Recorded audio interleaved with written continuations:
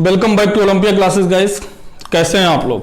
I hope आप लोग सब लोग घर पर होंगे, सुरक्षित होंगे, स्वस्थ होंगे। तो चलिए हम शुरू करते हैं फिजिक्स। जितना पिछले लेक्चर पर पढ़ा था उससे आगे शुरू करते हैं। तो पिछले लेक्चर पे हमने ये देख लिया था कि यदि आपका संधारित्र के अंदर यदि हम पार्शियल डाइलेक्ट्रिक रखें, मतलब आंशिक रूप से यदि डाइलेक्ट्रिक रखें, तो उसका जो धारिता होती है वो कितनी होती है।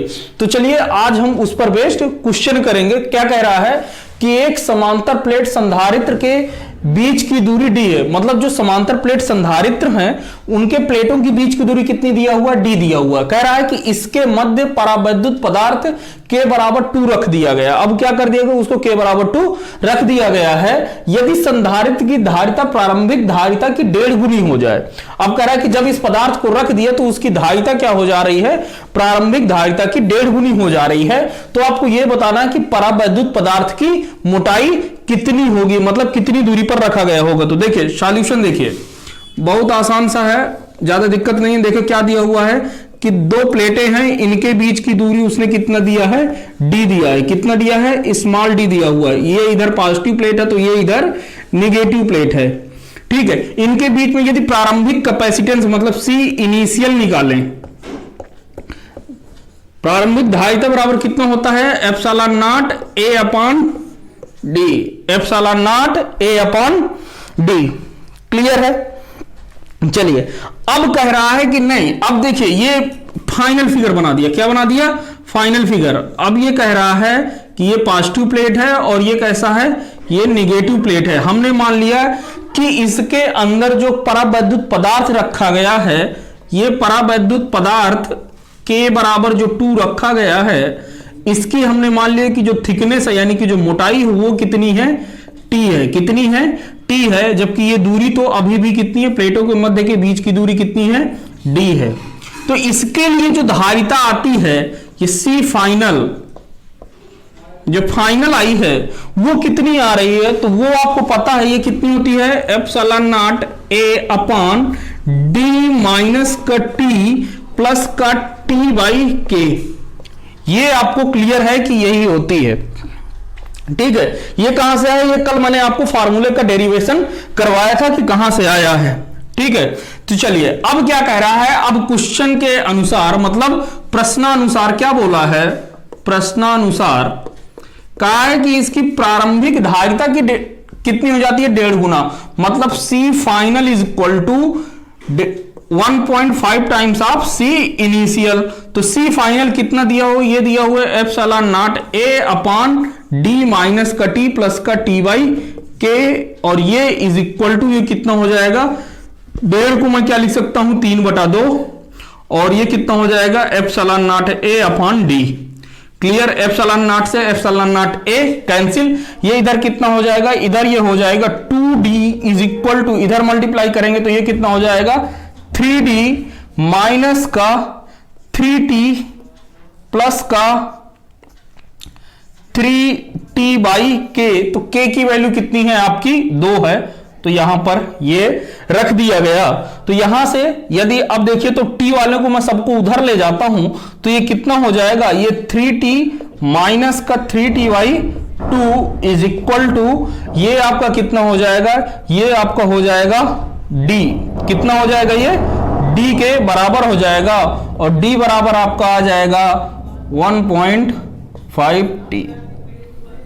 यहां पर आपकी t, तो ये कितना हो जाएगा? यहां से आप देखोगे तो ये हो जाएगा 3/2t is equal to d।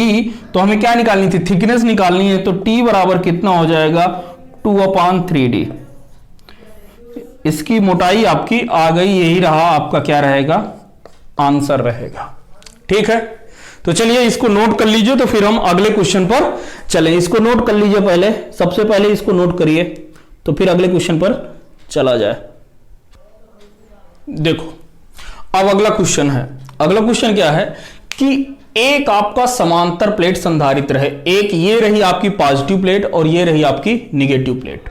इसके बीच में आपके क्या रखा हुआ है? परावैद्युत पदार्थ रखा हुआ। क्या रखा हुआ? परावैद्युत पदार्थ, के परावैद्युत पदार्थ रखा हुआ है। यहां पर इससे x बराबर 0 पर पॉजिटिव प्लेट है, x बराबर 3d पर क्या रखी हुई है? निगेटिव प्लेट रखी हुई है, और ये जो परावैद्युत पदार्थ ये रखा हुआ है x बराबर d से लेके x बराबर 2d तक ये परावैद्युत पदार्थ रखा हुआ है, और यहां से लेके x बराबर 0 से लेके x बराबर d तक क्या है, एयर भरी हुई है, और x बराबर 2d से लेके x बराबर 3d तक क्या है, एयर है। अब कह रहा है कि जब हम पॉजिटिव प्लेट से निगेटिव प्लेट की ओर जाते हैं तो वैद्युत क्षेत्र की तीव्रता तथा वैद्युत विभव में परिवर्तन का ग्राफ बताना है कि ग्राफ कैसे बनेगा।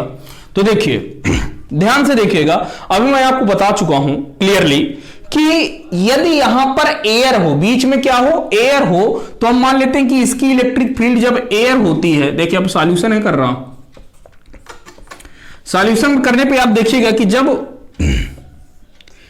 इलेक्ट्रिक फील्ड ये पॉजिटिव पॉजिटिव पॉजिटिव ये रही और ये इधर ये रहती है, तो इनके बीच में एक इलेक्ट्रिक फील्ड रहती है, उसकी डायरेक्शन किधर रहती है, पॉजिटिव से निगेटिव, और ये कितनी रहती है, एप्सिलॉन नॉट। ये हर जगह पर क्या रहती है, बराबर रहती है। क्या रहती है, हर जगह पर क्या रहती है, बराबर रहती है।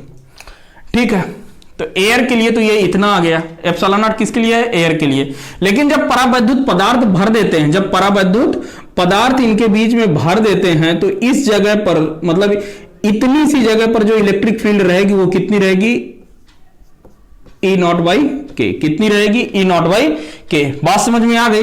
तो देखिए यहां से जब हम ग्राफ बनाएंगे इलेक्ट्रिक फील्ड का, वैद्युत क्षेत्र का, और x बराबर 0, x बराबर d, x बराबर 2d, x बराबर 3d पे, x बराबर 3d पर जब हम ग्राफ बनाएंगे तो देखिए तो क्या हो रहा है, यहां से इलेक्ट्रिक फील्ड मैं मान ले रहा हूं कि इलेक्ट्रिक फील्ड आपका कहां पर है, x बराबर यहां पर इलेक्ट्रिक फील्ड कितनी है आपकी, E नॉट है, कितनी है, E नॉट है।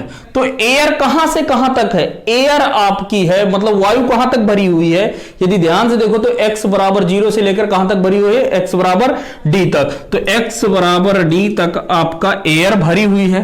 तो ये लीजिए हमने एयर बना दिया, और ये ग्राफ कैसा रहेगा, कांस्टेंट रहेगा। कैसा रहेगा, कांस्टेंट रहेगा। तो ये ऐसे बन गया। अब कह रहा है कि अब यहां पर x बराबर d से लेकर x बराबर 2d तक क्या है, आपका डाइलेक्ट्रिक पदार्थ है, परावैद्युत पदार्थ है। तो वहां पर क्या हो जाती है, इलेक्ट्रिक फील्ड कम हो जाती है, और कितनी हो जाती है, जो प्रारंभिक में इलेक्ट्रिक फील्ड रहती है उसका 1/k टाइम्स हो जाती है। तो मान लिया कि यहां पर जो आपका ये है एप्सिलॉन नॉट बाई के है। तो यहां से x बराबर d से लेके x बराबर 2d तक यदि आप देखो तो मान के चल लिया कि मैं ये वाली इलेक्ट्रिक फील्ड है, ये आपकी कितनी है, एप्सिलॉन नॉट बाई ये वाली है, E नॉट बाई के वाली है। और फिर यहां से यहां तक x बराबर 2d से लेके x बराबर 3d तक क्या है, एयर है। यानी इस जगह पर भी वैद्युत क्षेत्र आपका क्या है, एक समान रहेगा, वो भी कितना रहेगा, ये। क्लियर। तो ये रहा, आपने इलेक्ट्रिक फील्ड के बीच का ग्राफ देख लिया कि जब पॉजिटिव प्लेट से ऋणात्मक प्लेट की ओर जाते हैं तो उसका ग्राफ ये रहता है। किसके लिए देख लिया, इलेक्ट्रिक फील्ड के लिए, वैद्युत क्षेत्र की तीव्रता के लिए देख लिया। अब देखिए अब हम क्या करते हैं, यदि ये देखिए, यदि ध्यान से देखिए तो आपको एक चीज मैंने लिखवाया था कि वैद्युत क्षेत्र की दिशा में आगे बढ़ने पर, वैद्युत क्षेत्र की दिशा में आगे बढ़ने पर वैद्युत विभव का मान क्या होता है, घटता है। क्या होता है, वैद्युत विभव का मान घटता है। तो यहां से अब आपको वही कॉन्सेप्ट लगाना है कि यहां पर ये x बराबर 0, ये x बराबर d, ये x बराबर 2d और ये x बराबर 3d। ठीक है, इसको तो आपको बना ही लेना है। और यहां पर ये आपको क्या दिखाना है, पोटेंशियल दिखाना है। क्या दिखाना है, पोटेंशियल, विभव B। ठीक है, तो यहां पर इलेक्ट्रिक फील्ड आपकी कितनी है, एप्सिलॉन नॉट। और जैसे ही आप वैद्युत क्षेत्र की दिशा में रहते हैं तो इलेक्ट्रिक फील्ड क्या होती है, आपकी घटती है। वैद्युत क्षेत्र की दिशा में रहते हैं तो इलेक्ट्रिक फील्ड आपकी क्या होती है, घटती है मेरे भाई। तो जब वैद्युत क्षेत्र की दिशा में आगे बढ़ रहे हैं, वैद्युत क्षेत्र की दिशा में आगे बढ़ रहे हैं तो पोटेंशियल क्या होगा, घटेगा। और यहां पर ये का 5 मान लिया कि घटकर इतना हो जाता है, यहां पर इतना है और घटकर यहां पर इतना हो गया। कितना हो गया? इतना। ध्यान देने जाओ। अब x बराबर d से लेके x बराबर 2d तक, x बराबर d से लेके x बराबर 2d तक। अच्छा देखिए ये क्या बता रहा है, ये आपका इलेक्ट्रिक फील्ड का स्लोप बता रहा है। और ये क्या होता है, क्योंकि जो वोल्ट होता है, जो पोटेंशियम होता है, क्या होता है? वोल्ट पर मीटर, वोल्ट पर मीटर। तो यही से यही बता रहा है कि जितना हम आगे बढ़ेंगे पोटेंशियल क्या होता जाएगा? घटता जाएगा। और ये आपको स्लोप बता रहा है। ये क्या है? स्लोप है। और ये क्या है? एप्सिलॉन नॉट के बारे में बता रहा है, इलेक्ट्रिक फील्ड के बारे में। अब यहां से इसके आधा स्लोप का, इसका आधा स्लोप का, भाई एक तो ये वाली लाइन हो गई, ठीक है, ये वाली आपकी लाइन ऐसी आनी चाहिए थी, लेकिन इसके आधे स्लोप पर आएगा, क्योंकि इलेक्ट्रिक फील्ड आपकी जो इस वाली लाइन पे ऐसे आएगी। ठीक है, ये एक ही लाइन नहीं है, ध्यान से देखो तो अंतर दिख रहा होगा कि भाई यदि सीधी लाइन आती तो कुछ ऐसे आती और ये ऐसे आई है। मतलब इसका जो स्लोप है वो कितना है? एप्सिलॉन ई बाई के है। और यहां से फिर ये क्या हो रहा है? फिर से एयर आ रही है, तो फिर से ये इसका क्या हो जाएगा? इसका स्लोप ज्यादा और घटते हुए आएगी। और अभी तो जीरो नहीं हो रही है ना, तो ये मान के चलो कि यहां तक आ रही है, जीरो में नहीं टच किया है मैंने, ठीक है ना। तो ये कितना है? एप्सिलॉन। तो ये आपका ग्राफ बन जाएगा। ठीक है, ये आपका ये सब स्लोप बता रहे हैं। क्या बता रहे हैं मेरे भाई? सबके स्लोप बता रहे हैं। यदि मान के चलो कि यदि यहां पर आपका पॉजिटिव पोटेंशियल है, ये मान के चलो कि क्या है? आपका पॉजिटिव पोटेंशियल है, तो ये मान के चलो कि ये यहां पर आपका ऋणात्मक पोटेंशियल इस जगह पर आ गया, V माइनस का। ठीक है, ये ऋणात्मक पोटेंशियल और कहीं कुछ नहीं। क्लियर है? तो ऐसे आपको ग्राफ बनाना है। तो चलिए इस क्वेश्चन को आप पहले नोट कर लीजिए, फिर हम अगला क्वेश्चन करते हैं। चलिए अब अगला क्वेश्चन है। अगला क्वेश्चन है कि फिर से आपको एक वही चीज निकालनी कि जब पॉजिटिव प्लेट से ऋणात्मक प्लेट की तरफ आते हैं तो वैद्युत क्षेत्र की तीव्रता तथा वैद्युत विभव में परिवर्तन का ग्राफ बताना है। लेकिन देखिए ये थोड़ा सा पिछले क्वेश्चन से अलग है। इसमें क्या कर रहा है कि एक समांतर प्लेट संधारित्र, ये पॉजिटिव प्लेट है और ये कैसी है? निगेटिव प्लेट है। ठीक है, बीच में यहां एक 0 से लेकर डी तक क्या भरी हुई है? हवा भरी हुई है। फिर डी से लेके 2d तक आपने k परावैद्युतांक पदार्थ भर दिया। क्या भर दिया? k परावैद्युतांक पदार्थ भर दिया। फिर कह रहा है कि 2d से लेके 3d तक के बीच में फिर से एयर भरी हुई है। क्या भरी हुई है? एयर भरी हुई है। और बीच में 3d से लेके 4d तक क्या भरी हुई है? एक धातु की प्लेट रखी हुई है। क्या रखी हुई है? एक धातु की प्लेट हमने डाल दिया है। और फिर 4d से लेके 5d तक हमने फिर से एयर लगा दिया है। ठीक है, तो अब आपको ग्राफ बताना है। तो देखिए अब सॉल्यूशन अब आपको तो पता चल ही गया होगा पिछले क्वेश्चन से, यदि आपने थोड़ा सा दिमाग लगा किया होगा। देखो यहां से जो हम अब ग्राफ बना रहे हैं ये कुछ नहीं, 0d 2d 3d 4d और ये रहा 5d। ठीक है, इधर ये रहा आपकी electric field. Electric field air में मैक्सिमम होती है तो हमने यहां पर E0 लिख लिया। और आपको और एक चीज बता दूं कि जो डाइलेक्ट्रिक के लिए होता है वो कितना होता है? E0/k। और जो मेटल के लिए होता है वो कितनी होती है? 0 होती है। मेटल से होकर कोई भी इलेक्ट्रिक फील्ड नहीं जाती है, क्योंकि आपको पता है, मैंने बताया कि electric plate inside the conductor is always भी 0 लिखा है। पहले चैप्टर में बताया मैंने कि कंडक्टर के अंदर, चालक के अंदर वैद्युत क्षेत्र का मान क्या होता है? 0 होता है। तो वहां पर इसके अंदर इलेक्ट्रिक फील्ड, धातु के अंदर इलेक्ट्रिक फील्ड क्या होती है? 0 होती है। लिख लीजिए, धातु के अंदर इलेक्ट्रिक फील्ड 0 होता है, 0 होता है। ठीक है, तो देखिए अब 0 से लेके d तक, 0 से लेके d तक आ जाते हैं। तो जब 0 से लेके d तक आ गए, ठीक है, तो जब 0 से लेके d तक तो कितनी रहेगी? एयर है तो एयर के लिए तो ये कितनी होगी? E0 होगी। क्लियर? ये तो क्लियर क्योंकि कांस्टेंट है। फिर कह रहा है कि जब डाइलेक्ट्रिक आ जाता है तो घटकर कितनी हो जाती है? इतनी। तो घटा दो भैया, लिख दो, ये कितनी हो गई ई नॉट बाई के। फिर कह रहा है कि 2D से लेके 3D तक क्या है, एयर है, तो फिर से कितनी हो गई, ये इतनी हो गई। क्लियर। फिर कह रहा है कि अब 3D से लेके 4D तक क्या है, मेटल है, मतलब इलेक्ट्रिक फील्ड कितनी होनी है, 0। तो 3D से लेके 4D के बीच में ये रहा इलेक्ट्रिक फील्ड आपकी 0। ठीक है। अब कह रहा 4D से लेके 5D तक क्या है, एयर है, तो यहां पर फिर से इलेक्ट्रिक फील्ड की ये हो जाएगी, दैट्स इट। ये ई नॉट, ये ई नॉट और ये ई नॉट इज इक्वल टू 0 यहां पर। ठीक है। तो अपने इलेक्ट्रिक फील्ड के बीच का ग्राफ आप लोगों ने देख लिया। अब देखिए, अब आते हैं, देखिए जानलेवा हमला है। ठीक है, फिर से जानलेवा हमला हो रहा है, क्योंकि आपको ये विभव, ये वाला तो समझ में आ होगा, लेकिन विभव वाले में अभी भी आपको दिक्कत हो रही होगी। तो इसके लिए आपको सिर्फ एक चीज याद करना है कि वैद्युत क्षेत्र की दिशा में आगे बढ़ने पर विभव का मान घटता है। यदि ये लाइन मैंने लिखवाई हुई है और यदि आप वहां से यदि आप आगे बढ़ रहे हैं तो इसके बीच का ग्राफ आराम से खींच सकते हैं। तो ये रहा पोटेंशियल, मैं इधर पॉजिटिव पोटेंशियल दिखाई दे रहा हूं और इधर ये 0D 2D 3D 4D और ये 5D, ये लाइनें खींच लो, D 2D, ये खपाच खपाच। क्या कह रहा है कि इलेक्ट्रिक फील्ड, अब पोटेंशियल बताना ना, पोटेंशियल के बीच का ग्राफ बताना है विभव के बीच का।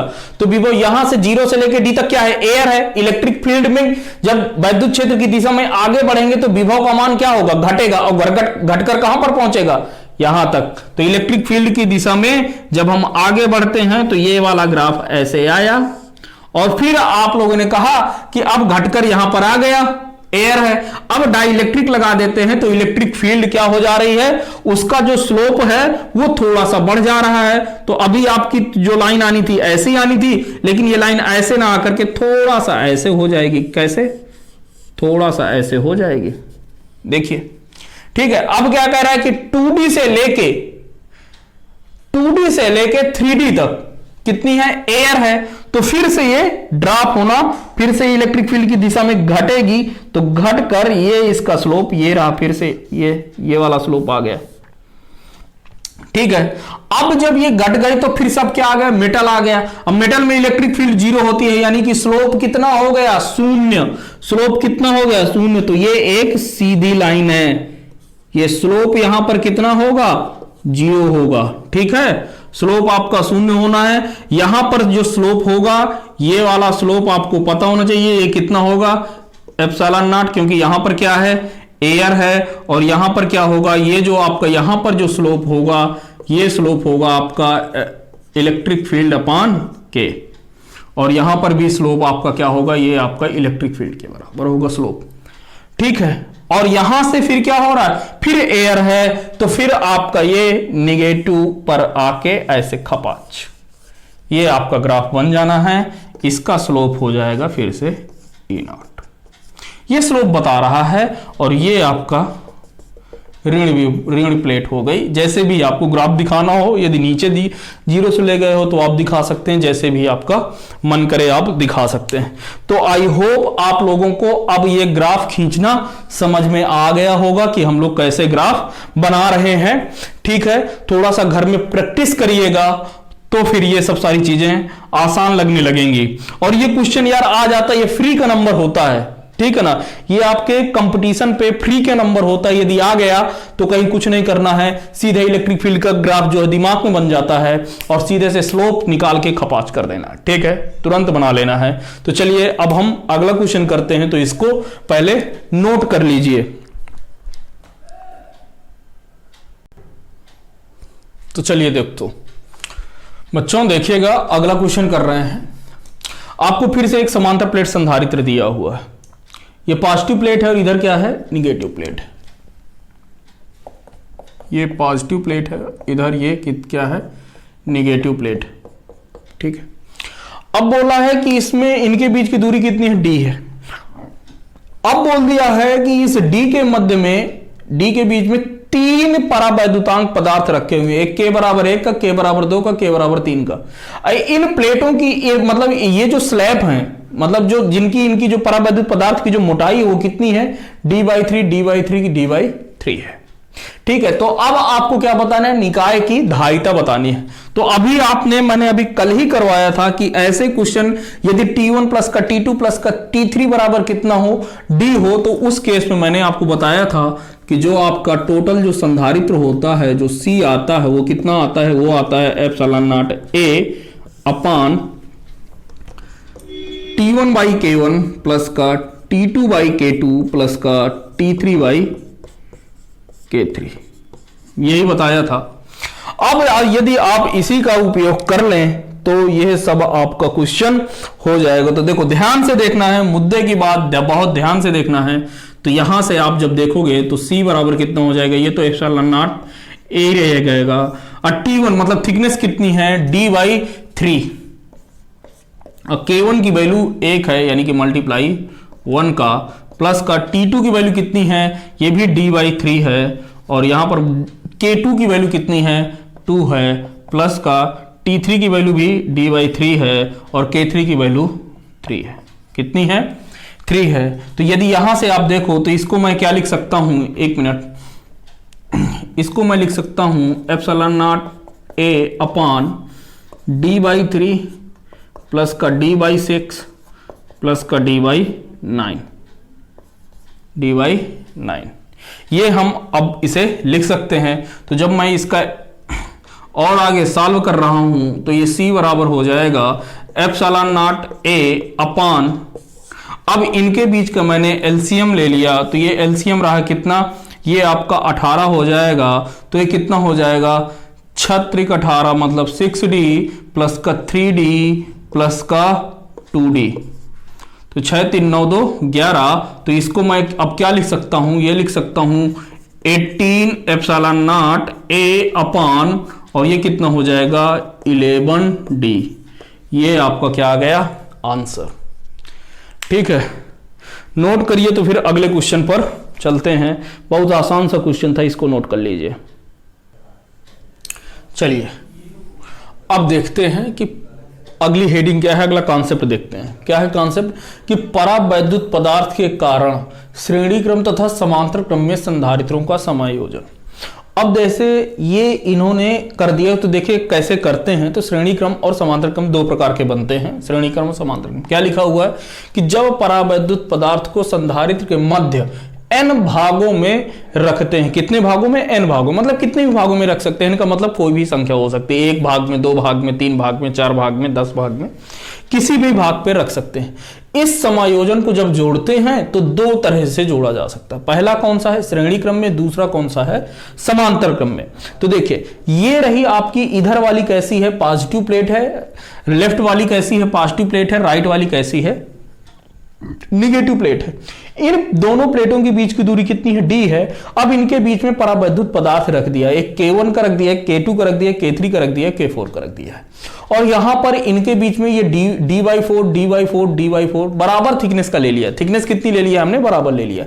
जरूरी नहीं कि सब बराबर हो, कुछ भी हो सकता है। ठीक है, इसी तरीके से जब समांतर क्रम में जोड़ते हैं तो यहां पर एक ये पॉजिटिव प्लेट है, ये निगेटिव प्लेट है, इसके बीच में देखिए इसमें क्या किए थे कि डिस्टेंस को काट कर किए थे। किसको किए थे, डिस्टेंस को, मतलब इनके बीच की दूरी को काट कर किया था। तो आपको ध्यान रखना है कि श्रेणी क्रम में क्या रहती है, ये प्लेट के बीच की दूरी कटती है। क्या कटती है, श्रेणी क्रम में आपको ध्यान रखना है कि दूरी कटती है। दूरी में D दूरी को बांटते हैं, ये याद रखना है। समांतर इसमें श्रेणी क्रम में, और समांतर क्रम में क्या याद रखना है कि एरिया को, क्षेत्रफल को बांटते हैं, क्षेत्रफल को बांटते हैं, ए क्षेत्रफल को बांटते हैं। ये यदि कॉन्सेप्ट क्लियर हो गया तो हो गया, फिर अब आप इनके क्वेश्चन कर सकते हैं। ठीक है, तो इनका K1 और ये D4 है, ये D/4 है, ये D/4 है, ये D/4 पर, ये भी कितना है, D/4 है। इनके बीच में के स्लैब के टुकड़े रख दिए। जैसे मान के चलो कि एक लकड़ी का है, एक आपका मतलब प्लास्टिक का है, किसी और का है, मतलब ऐसे ही रख दिया। इस तरीके से पहले प्लेटें हमने कैसे रखी थी, ऐसे रखी थी, ऐसे ऐसे ऐसे रख दिया, और अब कैसे रख रहे हैं, समांतर क्रम में इसको ऐसे रख रहे हैं। तो क्या डिवाइड होगा, एरिया डिवाइड होगा। समांतर क्रम में क्या डिवाइड हो रहा है, एरिया बटेगा, और श्रेणी क्रम में क्या बटेगी, ये दूरी बटेगी। ठीक है, तो आप पहले इसको नोट कर लीजिए, फिर जब इसके क्वेश्चन करेंगे तो आपको सारी चीजें क्लियर हो जाएंगी। तो इसको पहले नोट कर लीजिए। देखो अब क्वेश्चन देखते हैं ताकि क्वेश्चन से समझ में आए। देखिए क्या बोला है कि ये रही एक पॉजिटिव प्लेट, ये रही एक निगेटिव प्लेट, इनमें स्लैब को ऐसे रखा गया है। कैसे रखा गया है, हॉरिजॉन्टल। मतलब कैसे रखा गया है, हॉरिजॉन्टल। हॉरिजॉन्टल को मतलब क्या बोलते हैं हिंदी में, क्षैतिज रखा गया है। क्षैतिज स्लैब रख दिया मैंने। तो क्षैतिज स्लैब मतलब रखने का मतलब क्या है कि आपका एरिया डिवाइड हो रहा है। क्या डिवाइड हो रहा है, एरिया डिवाइड हो रहा है। जब एरिया डिवाइड हो रहा है तो ये क्वेश्चन आपका कैसा बन गया, समांतर क्रम का। कैसा क्वेश्चन बन गया, समांतर क्रम का। तो यहां से मान लिया कि इस वाले का कैपेसिटेंस कितना है, C1 है, इस वाले का C2 है, और इस वाले का C3 है। तो यहां से आप कुछ नहीं, C1 की वैल्यू निकाल लो। तो C1 बराबर कितना हो जाएगा, एप्सिलॉन नॉट A अपॉन कितना होता है, epsilon naught A upon D. कितना होता है, epsilon naught A upon D. ये तो आपका एरिया होता है। अब क्योंकि ये रखा है तो कैपेसिटेंस कितना बढ़ जाता है, C टाइम्स बढ़ जाता है, सॉरी K टाइम्स, तो K का मल्टीप्लाई। तो यहां पर ये क्या है, तो यहां पर देखो एप्सिलॉन नॉट तो कांस्टेंट है, A की वैल्यू कितनी है, A/3 है। कितनी है, A/3 है। मान के चलो कि इन प्लेटों के बीच की दूरी आपको D दी हुई है। कितनी दी हुई है, D। तो यहां से ये D हो गया। ठीक है, और K की वैल्यू तो आपको एक ही दी हुई है, तो ये इतना हो गया। तो ये हो जाएगा epsilon naught A upon D into 1/3। ये इतना हो गया पहला C1। ये आपका C2 जब निकालोगे तो C2 कितना हो जाएगा, ये भी हो जाएगा epsilon naught A upon D into K। ये K1 और ये K2। तो यहां से एप्सिलॉन नॉट की वैल्यू तो एप्सिलॉन नॉट ही है, A की वैल्यू A/3 है। एरिया डिवाइड कर दिया ना 3 बराबर भागों में, और दूरी तो अभी भी D है। और यहां पर K2 की वैल्यू कितनी है, 2 है। तो इसको मैं क्या लिख सकता हूं, 2/3 epsilon naught A upon D। Clear है। और इसी तरीके से ये C3 लिख सकता हूं, तो ये कितना हो जाएगा, epsilon naught A upon D, और ये K3। यहां से एप्सिलॉन नॉट A की वैल्यू कितनी है, A/3 है, और ये D आपका K3 कितना है, 3 है। तो यहां से ये कितना आ जाएगा, epsilon naught A upon D, क्योंकि 3 से 3 क्या हो गया, कैंसिल हो गया। ठीक है, तो अब क्या करते हैं कि आपको ये किस में है, ये अब आपको पता चल गया कि जब एरिया डिवाइड होता है, क्या डिवाइड होता है, एरिया डिवाइड होता है, तो किस में होता है, समांतर क्रम में। तो यहां पर लिखिएगा, चूंकि क्षेत्रफल बंट रहा है, अतः ये किस में होगा, समांतर क्रम में होगा। समांतर क्रम में। तो जब समांतर क्रम में होगा तो C इक्विवेलेंट बराबर कितना होगा, C1 प्लस का C2 प्लस का C3। यहां से यदि आप कॉमन ले लो तो मैं इसको कॉमन लेता हूं, क्या कॉमन आ जाएगा, epsilon naught A upon D। C1 की जगह पर 1/3 प्लस का 2/3 प्लस का 1। तो ये कितना आ जाएगा, ये 1/3 प्लस का 2/3, ये जुड़कर कितना हो जाएगा, 1, और 1 के साथ 2, तो कितना हो जाएगा, 2 epsilon naught A upon D। ये आपकी आ गई तुल्य धारिता, आपने ज्ञात कर ली है। ठीक है, तो इसको नोट करिए, तो फिर हम अगला क्वेश्चन करते हैं।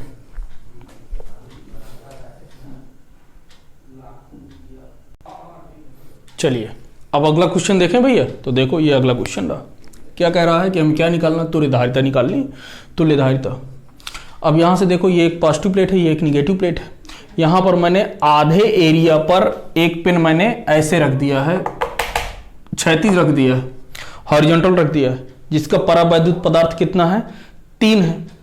और फिर हमने इस आधे एरिया में उसकी दूरी को ऐसे ऐसे रख दिया है, दूरी को बांट दिया है। ऊपर क्या कर दिया है, एरिया को बांटा है, नीचे क्या किया है, इसको बांटा है। तो देखिए जब एरिया बंट रहा है तो एरिया किसके किसके साथ बंट रहा है, इस वाले के साथ। मैंने मान लिया कि ये कौन सा है, ये इसका ये C1 है, इसकी धारिता C2 है, और इसकी धारिता C3 है। तो जब एरिया बंट रहा है तो क्या हो रहा है, ये समांतर क्रम में है। तो देखो यहां से ये फिगर कैसे बनेगा, ये मान के चलो कि ये आपका क्या है, C1 है, ठीक है। और फिर ये C1 किसके साथ है, C2 और C3 के साथ किस में है, समांतर क्रम में है। और C2 और C3 ये दूरी में बट रहे हैं, तो ये किस में है, ये श्रेणी क्रम में है। तो श्रेणी क्रम में ये जोड़ दो और ये ऐसे ये समांतर क्रम में जुड़ गया। ये आपका बातचीत खत्म जो था, ठीक है। ये आपको सारी चीजें ये समझ में आनी चाहिए और कहीं कोई बात नहीं। तो ये क्या है, ये C2 है और ये C3 है, ठीक है। क्योंकि देखो यहां पर देखो ना, ये दूरी है, मतलब ये दूरी बढ़ रही है dy2 मतलब ये किस में होगा, श्रेणी क्रम में। तो इनको श्रेणी क्रम में जोड़ दिया। और ये श्रेणी क्रम ये वाला अब इनके बीच में, क्योंकि ये दोनों तो एक ही स्लैब पे आ गए ना, ऐसे ऐसे, तो ये इधर एक ये इधर, तो ये किस में आ गए, श्रेणी क्रम में। और ये ऐसे और ये ऐसे किधर आ गए, समांतर क्रम में। तो इन दोनों को इसके साथ समांतर क्रम में जोड़ दिया, खत्म बात। तो यहां से आप C1 निकाल लो। तो C1 बराबर कितना हो जाएगा, ε0A/d, और धारिता जोड़ रहे हैं तो ये K1 हो जाएगा। तो यहां से देखो ε0 की वैल्यू तो f है, A की वैल्यू कितनी है, A/2, और d तो इसके लिए तो पूरा है, यहां से लेके यहां तक है, तो d, और ये K की वैल्यू कितनी है, 3 है। तो ये तो आपका आ जाएगा 3/2, नीचे ही लिख देते हैं, ये आ गया 3/2 ε0A/d, ये C1 आ गया, ठीक है। अब आप यहां से C2 निकालोगे तो C2 कितना आ जाएगा, C2 देखो तो ये भी कितना हो जाएगा, ε0A/d इंटू K2 हो जाएगा। यहां से देखो तो ε0 की वैल्यू तो यही है। एरिया अभी भी कितना है, A/2 है, एरिया इसके लिए भी कितना है, A/2 है। और ये जो दूरी है, दूरी कितनी है, d/2 हो रही है, दूरी कितनी हो रही है, d/2 हो रही है। और ये K2 की वैल्यू कितनी है, K2 की वैल्यू देखो तो K2 की वैल्यू कितनी है, 6 दे रखा है, कितनी दे रखा है, 6 दे रखा है। तो ये खपाच खपाच कैंसिल, तो ये हो जाएगा 6 ε0A/d, ठीक है। और ये C3 देखोगे तो ये भी हो जाएगा ε0A/d, और ये K3। तो ε0 एरिया A/2 हो जाएगा, और d कितनी हो रही है, 3 की d/2 हो रही है। तो यहां से भी ये कैंसिल, और K3 की वैल्यू कितनी है, 2 है। तो यहां से ये हो जाएगा 2 ε0A/d, क्लियर। अब C2 और C3 किस में है, श्रेणी क्रम में है। तो लिखिएगा C2 व C3 किस में है, श्रेणी क्रम में है। तो जब श्रेणी क्रम को जोड़ोगे तो श्रेणी क्रम के लिए 1/c equivalent is equal to 1 हो जाएगा। तो ये कितना हो जाएगा, d/6 ε0A प्लस का d/2 ε0A। जब आप इसको सॉल्व करोगे तो ये कितना आ जाएगा, ये ε0A, और ये तो नीचे का तो 6 ही रहेगा। तो 6 एकम 6, तो d प्लस का 3 गुना 6, तो ये 3 का मल्टीप्लाई तो 3d, मतलब कि ऊपर आ जाएगा 4d, कितना आ जाएगा, 4d। तो यहाँ से आपका C इक्विवेलेंट आ जाएगा, ये आपका हो जाएगा 3/2 ε0A/d, ये। और ये इसका C श्रेणी क्रम का रहा। अब ये रहा है, अब आप लिखिएगा कि C1 and C equivalent first, ये किस में है, समांतर क्रम में है। तो अब आप इनके समांतर क्रम के लिए जोड़िएगा। तो समांतर क्रम के लिए जब आप जोड़ेंगे तो C इक्विवेलेंट जो अब आपका आएगा वो कितना हो जाएगा, ये हो जाएगा C1। तो C1 की वैल्यू कितनी है, 3/2 ε0A/d प्लस का इसकी भी 3/2 ε0A/d, यानी कि ये कितना हो जाएगा, ये जोड़ लो तो 1.5 3 हो जा रहा है, क्योंकि ये 1.5 है और ये 1.5 है। तो ये कितना हो जाएगा, 3, कितना हो जाएगा, 3 ε0A/d, ये आपका आंसर आ जाएगा। छाप लो, फिर हम आगे बढ़ेंगे। तो देखिए ऐसे क्वेश्चन को हम लोग ऐसे करेंगे, परेशान होने की कोई ज़रूरत नहीं है, ठीक है। तो चलिए पहले इसको नोट कर लीजिए ढंग से। चलिए भैया, तो अब क्वेश्चन करें। देखो ये एक पॉजिटिव प्लेट है, ठीक है, और ये क्या है, एक निगेटिव प्लेट है, ठीक है। ये वाली कैसी है, निगेटिव प्लेट है। इनके मध्य में बीच में k बराबर 3 का एक ऐसे रखा हुआ है जो d को काट रहा है, मतलब दूरी को काट रहा है, प्लेटों के बीच की दूरी को काट रहा है, ठीक है। और ये कुछ ऐसे रखे हुए जो किसको काट रहा है, एरिया को काट रहा है। तो आपको पता है कि जब एरिया कटता है, क्या कटता है, एरिया कटता है, तो ये किस में होते हैं, समांतर क्रम में होते हैं। तो मैंने मान लिया कि इसकी धारिता कितनी है, C1 है, इसकी धारिता C2 है, इसकी C3 और ये C4। तो आपको देख के लग रहा होगा क्योंकि एरिया किनके मध्य कट रहा है, इनके मध्य कट रहा है, तो C2 C3 C4 किस में है, समांतर क्रम में है।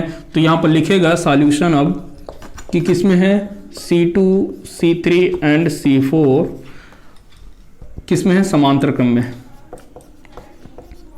समांतर क्रम में,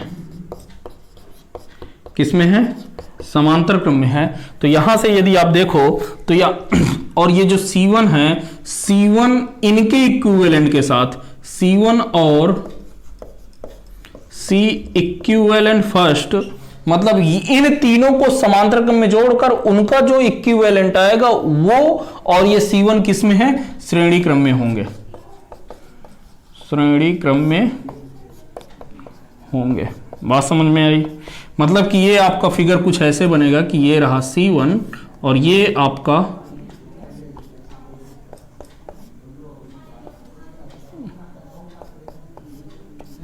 ये कुछ ऐसे, ये A, ये B, ये क्या है, C1 C2 C3 C4, ये ऐसे है, ठीक है। तो बस कुछ नहीं, अब आपको वैल्यू निकालना है। C1 की value epsilon naught A upon D into K। तो यहाँ पर एप्सिलॉन नॉट की वैल्यू तो यही है, एरिया आपका वो पूरा A है, प्लेट का एरिया, क्योंकि उसके लिए तो एरिया कट नहीं रहा है, और दूरी इसके लिए कट रही है, तो दूरी कितनी हो जाएगी, D/2। और ये जो K है, ये K कितना है, 3 है, कितना है, 3। तो ये हो जाएगा एक तरीके से देखो 2 का ऊपर मल्टीप्लाई, तो ये हो जाएगा 6 epsilon naught A upon D। C1 हो गया। C2 की वैल्यू कितनी हो जाएगी, C2 की वैल्यू हो जाएगी, वो भी यही हो जाएगा epsilon naught A upon D into K। तो एप्सिलॉन नॉट A की वैल्यू कितनी है, A/3 है, A/3 एप्सिलॉन नॉट, और D की वैल्यू तो D/2 है, कितनी है, D/2, मतलब 2 ऊपर चला गया। और K की वैल्यू कितनी है, 6 है, K की वैल्यू कितनी है, 6 है। तो 3 2 कट गया, तो ये कितना हो जाएगा, 4A epsilon naught A upon D, ठीक है। इसी तरीके से ये C3 हो जाएगा, तो C3 भी कितना हो जाएगा, ये हो जाएगा epsilon not area A/3, distance कितनी है, D/2, तो 2 का मल्टीप्लाई, और ये कितना है, 9 है, तो कितना हो जाएगा 3, तो ये कितना हो जाएगा 3 दूने 6 epsilon naught A upon D, ये हो गया। और ये C4 कितना हो जाएगा, तो जब ये C4 हो जाएगा तो यहाँ से ये कितना हो जाएगा, यहाँ से भी हो जाएगा ये एप्सिलॉन नॉट A, एरिया तो वही है, D/2 है, इनके लिए सबके लिए दूरी कितनी है, D/2 है ना, तो ये 2, और एरिया तो इसके लिए कितना है, A/3 था, और K की वैल्यू 12 है, तो 3 चौको 12, तो ये कितना हो जाएगा, 4 दूनी 8 epsilon naught A upon D। अब आपको पता है कि C2 C3 C4 किस में है, समांतर क्रम में है, तो लिखिएगा समांतर क्रम के लिए, समांतर क्रम के लिए। तो समांतर क्रम के लिए यदि आपको पता है जोड़ कितना होता है, C1 प्लस का C2 प्लस का C3 ऐसे करते हैं, तो यहाँ से कितना है, ये देखो, तो ये तो सब में से मैं epsilon naught A upon D, epsilon naught A upon D, epsilon naught A upon D, तो यहाँ से कितना आ जाएगा, ये आ जाएगा C इक्विवेलेंट फर्स्ट आ गया, 6 4 10 10 8 18 epsilon naught A upon D, clear. और ये समांतर क्रम का, और ये C इक्विवेलेंट 1 और ये C1 किस में है, श्रेणी क्रम में है, तो लिखिएगा श्रेणी क्रम के लिए, श्रेणी क्रम के लिए यहाँ से जो आपका C1 अपॉन C इक्विवेलेंट जो आपका आएगा वो D upon 18 epsilon naught A plus का C1 की वैल्यू अभी हमने निकाला था, वो भी कितना है, D upon 6 epsilon naught A। यहाँ से जो LCM आएगा वो कितना आएगा, 18 एप्सिलॉन नॉट A, तो यहाँ से तो एक ही रहा, ये 36 18 3D, तो ये कितना हो जाएगा 18/4, मतलब कि 9/2 epsilon naught A upon D, यानी कि इसको जो ऑप्शन में दिए था आपके वो 4.5 epsilon not a upon D दिया हुआ था। तो ये आपका सी इक्विवेलेंट रहा, ठीक है। तो चलिए ये था आज का आखिरी क्वेश्चन इस कॉन्सेप्ट पर बेस्ड, और अगला जो हमारा टॉपिक होगा वो आपका आरसी सर्किट पे होगा। किस पर होगा? आरसी सर्किट पे, आरसी परिपथ पे। आर का मतलब होता है रेजिस्टेंस और सी का मतलब होता है कैपेसिटेंस। अब अभी तक आपने क्या पढ़ा था कि यहां पर देखिए तो आपने कैपेसिटेंस को कैसे जोड़ते थे वो सब सारी चीजें देखा, लेकिन अब आप यह देखेंगे कि जब उसमें आपके परिपथ में कैपेसिटर भी लगा होता है यानी कि संधारित्र भी लगा हो, और रेजिस्टेंस भी लगा हो, रजिस्टर भी लगा हो यानी कि प्रतिरोध भी लगा हो, तो कैसे उनको जोड़ते हैं, कैसे सारी चीजें होती हैं, तो वो हम अगले लेक्चर में पढ़ेंगे।